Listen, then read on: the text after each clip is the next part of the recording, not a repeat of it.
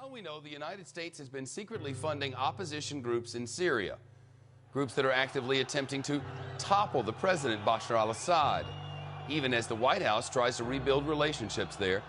According to the reporting of the Washington Post newspaper, which published the leaked diplomatic cables, the money started flowing to opposition groups and a TV network broadcasting anti-government message under President George W. Bush. And the report indicates the funding continued under the current President Obama through last year. The State Department, of course, denies the story. The White House won't comment on the leak. Syria, as you know, is dealing with a wave of uprisings like many other countries across the Middle East.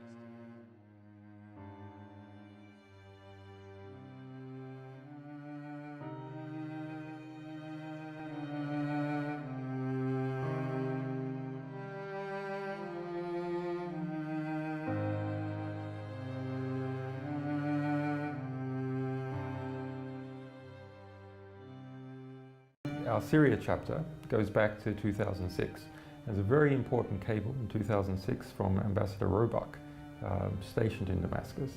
And he writes back discussing a plan for the overthrow of the Assad government in Syria. And that plan is not, well, we should, support the opposition and so on through better media planning and so on.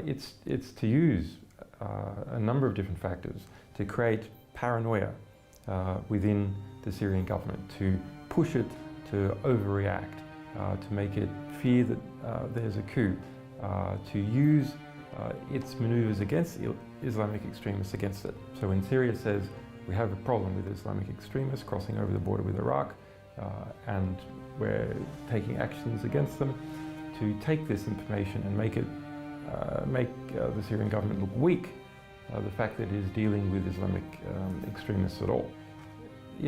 Often cables are written in such a way where you have to read between the lines or look what is not said. In this particular cable, it's just all hanging out, a whole lot of Machiavellian schemes to overthrow the Syrian government. And it's predating any of the human rights demonstrations against the Assad government? It predates the demonstrations in 2011.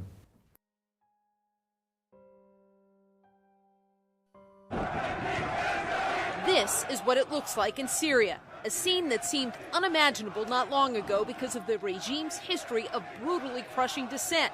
In an uprising in the 1980s, thousands were killed. But in the city of Daraa, where this video was taken Wednesday, anger is rising, and so is violence involving anti-government protesters and Syrian security forces.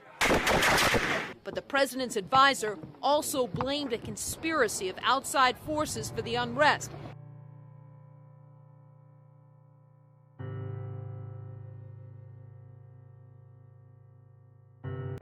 Diplomatic cables released by the transparency website Wikileaks have revealed that Saudi Arabia, Qatar and Turkey had a secret deal in 2012 to topple the Syrian government.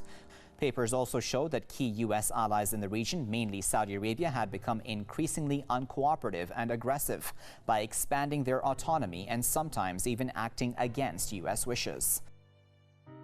The White House tonight is working to smooth things over after some undiplomatic remarks by the vice president shook up the alliance against ISIS, and Major Garrett has that. Our biggest problem is our allies. Following a speech last week at Harvard University, Vice President Biden said Saudi Arabia, Turkey, and the United Arab Emirates had allowed extremist groups to flourish in Syria, all in the name of fighting the regime of Bashar al-Assad and indirectly giving rise to ISIS.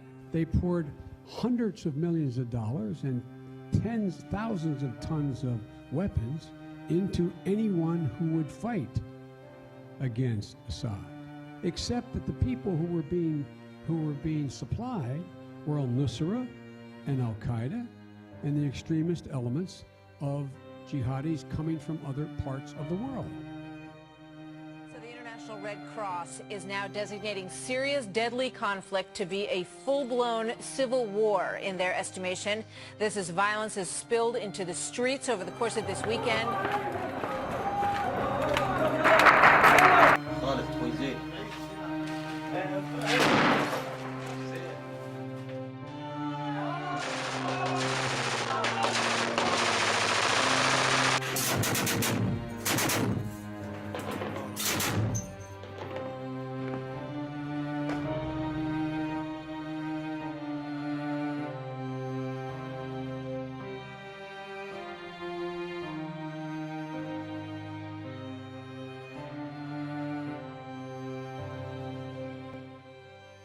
Living in a border area disputed by two nations may be hard enough, but the Druze community in the Golan Heights are now facing another difficulty, that of oil exploration on their doorstep.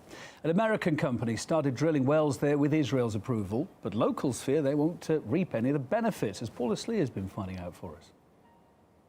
For many, it's hard to tell where Israel ends and Syria begins. For decades, the Druze community of the disputed Golan Heights has been locked in between two nations hostile to each other. And when profit enters the scene, the hope of ever ending the status quo dies. With the approval of Tel Aviv, American gas and oil giant Afek is now beginning a huge amount of drilling in the Golan.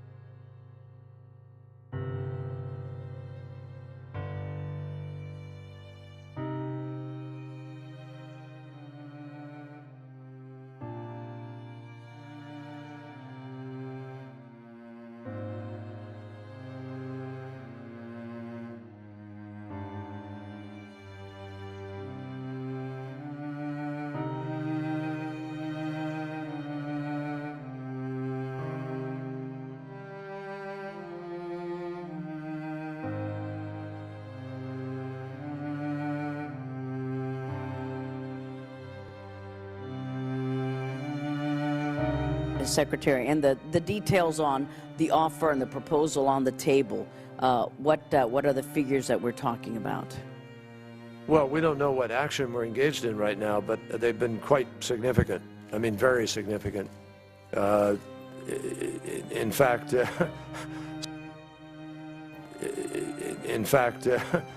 some of them have said that if the United States is prepared to go do the whole thing the way we've done it previously in other places, they'll carry that cost. That's how dedicated they are to this. Obviously, that's not in the cards, and nobody's talking about it. But they're talking in serious ways about getting this job done.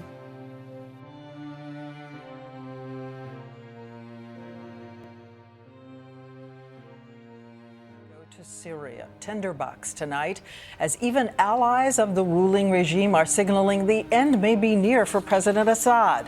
And the powerful head of NATO is also signaling change is coming. ABC's senior foreign affairs correspondent Martha Raddatz on the end game and what danger it poses for the United States. It could all end soon here in Damascus, with the startling word from NATO and now even President Assad's staunch ally Russia that the brutal dictator's days are numbered. That's because while Assad is still in control in the capital, rebels are moving closer, now just outside in the suburbs.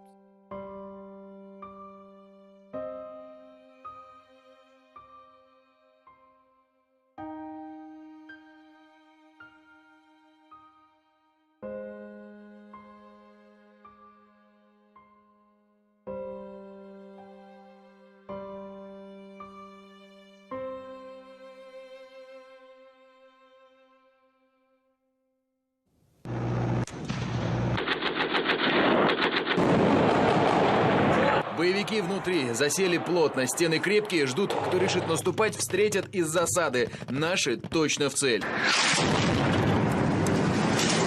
Еще трое в кузов грузовика, тот по газам, только тронулись прямой в кабину. Глядитесь, двоих сносит, снова на ноги и бежать. Дальше работа снайпера. Все, что вы видите сейчас, не показывал еще ни один телеканал мира. В деле бойцы российских сил специальных операций. Нет, тут же сигнал летчикам. Самолет на данный момент находится в воздухе. Счил сигнал, и он идет на эту цель. Показана работа уже авиации. Эта команда находится в позиции, которая мешает либо наступать подразделениям сирийской армии. Здесь позиция наблюдателя. Наблюдатель ведет наблюдение.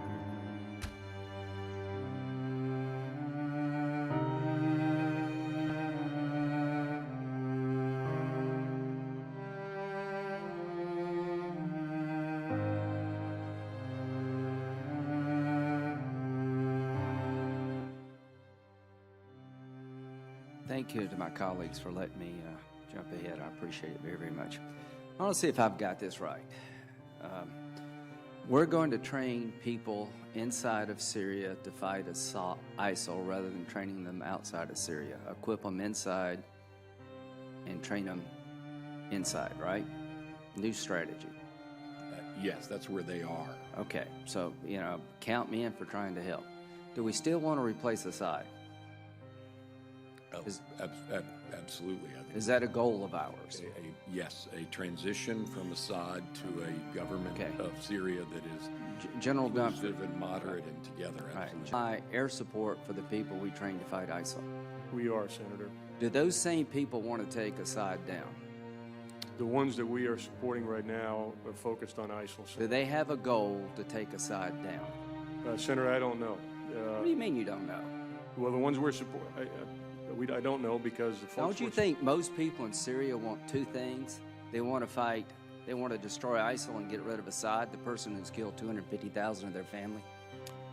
Is that really a mystery? No, it's not. It's not a mystery.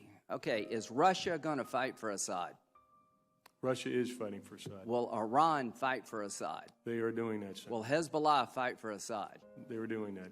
When the people we train to fight ISIL turn on Assad, which they surely will, are we going to fight with them to replace Assad? I can't answer that question, Senator. Can you answer it, Secretary Carter? Yeah, just to be clear, let's take the... That day is coming. PG Kurds. Do you see a scenario where the people in Syria don't take on Assad? The people that we are equipping are people who live in or come from ISIL-occupied territory, and they're. Do they want to take Assad down? Defeating ISIL and. Do they want to take Assad down? For the most part, they're focused on defeating. Do they want to take Assad? Have you asked them? We know what their intent is, and it is to fight ISIL. Come on. They're fighting ISIL now. You know as well as I do, both of you know, that the average Syrian not only wants to destroy ISIL, but they're intent on destroying Assad because he's killed 250,000 of them. Is there any credible military threat to Assad now that Russia, Iran, and Hezbollah is on his side? Do you see any credible military threat to take him down, General Dunford? I think the balance of forces right now are in Assad's advantage. Not his advantage. He is secure as the day is long. So this is what's happened, folks. This strategy is completely falling apart. So, now you tell me what kind of deal we're going to get, folks. I'm sure we'll get a really good deal with this construct. All I can say, this is a sad day for America, and the region will pay hell for this because the Arabs are not going to accept this. It's a whole different thing, and you look at what's happening. I view ISIS as very important. And I love the fact that Russia is hitting ISIS. And as far as I'm concerned, they've got to continue to hit ISIS. But you know what Russia is doing in Syria? Russia is hitting, the groups that we're backing. Sure. And why are we backing the group? We don't even know who those people are. I speak to generals. They're saying we're giving billions of dollars of equipment to people we have no. Here we go again.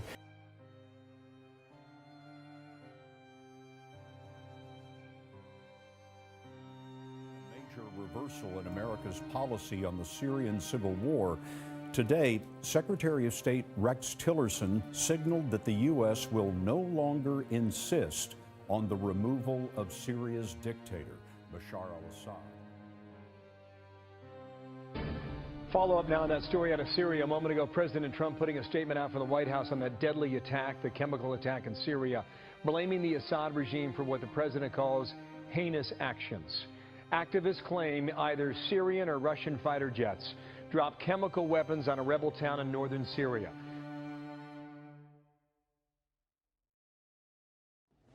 Okay, latex gloves are no good. The gas attacks are continuing every day, and no one is doing anything to stop these gas attacks. Unfortunately, we have a lot of these days, but most of the time the world's just not interested. The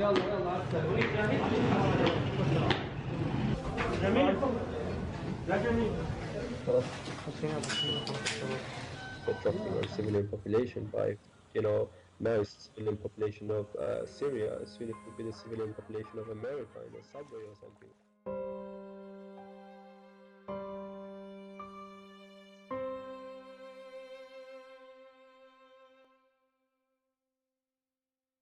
Shajul Islam, a 26-year-old British-born man who appeared at Westminster Magistrates Court today, has been charged with the kidnapping of the British photographer John Cantley in Syria and has been remanded in custody. Islam is accused of imprisoning John Cantley and the Dutch journalist Jeroen Erlemans in an Islamic training camp for a week against their will. Wednesday's court hearing was told by the prosecutor, Piers Arnold, that Mr. Islam, a trainee doctor who studied at St Bart's and University London Hospital, had joined a jihadist group in Syria and worked as a medic for them.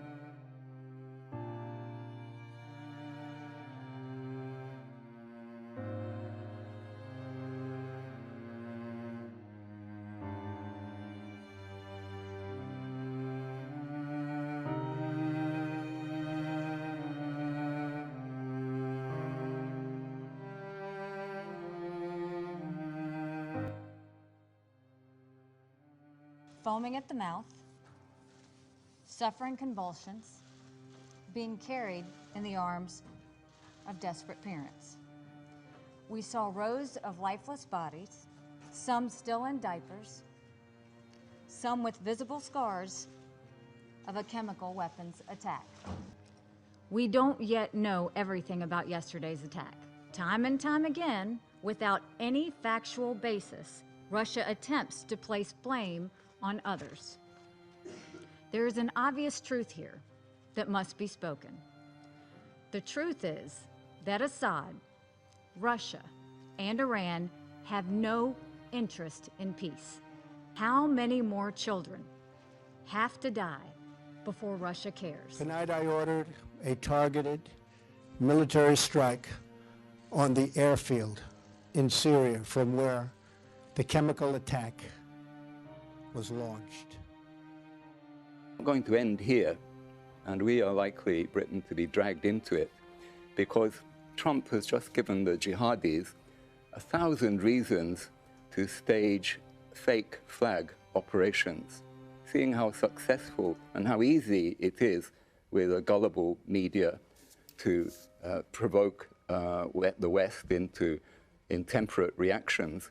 They will very likely stage an operation similar to what they did, and this was documented by the United Nations in August last year. They mounted a chlorine gas attack on civilians, and they tried to make it look like it was a regime operation.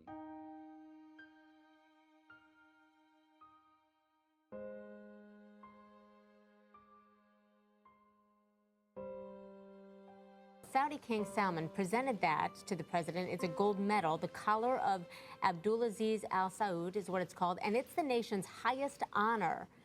I want to ask you, Anushe, what do you make of, what is the symbolism there? What is the intention as he gives him that honor? Because already what we are seeing, the grandeur of this welcome, is so different from what we've seen with past presidents.